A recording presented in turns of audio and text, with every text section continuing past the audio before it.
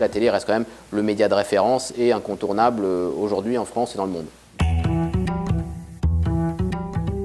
Donc effectivement, le bruit médiatique et l'impact d'un programme, de faire parler de soi, de se distinguer pour sortir du lot, vous rend gagnant.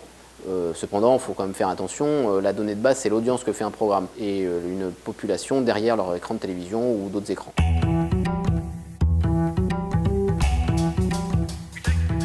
Paris Première est un modèle un peu particulier parce que c'est une chaîne payante. La publicité sur les chaînes payantes a tendance à baisser depuis un certain nombre d'années du fait du nombre de chaînes gratuites. Ça reste le modèle de financement le plus important aujourd'hui pour la télévision.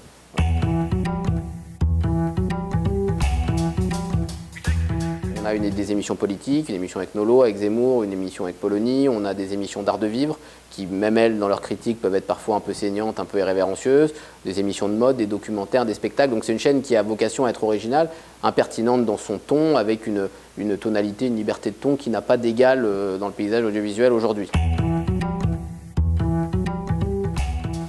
De cultiver cette identité, de l'approfondir encore. Là, on réalise notre meilleure rentrée historique en termes d'audience parce que les gens viennent chercher une offre différente et alternative à ce qu'ils peuvent trouver sur les grands médias. Et ça a toujours été dans le cahier des charges de Paris Première d'être une chaîne très présente en communication, de par ses programmes, de par le contenu de ses programmes et la façon dont elle charrie une image haut de gamme et accessible simultanément.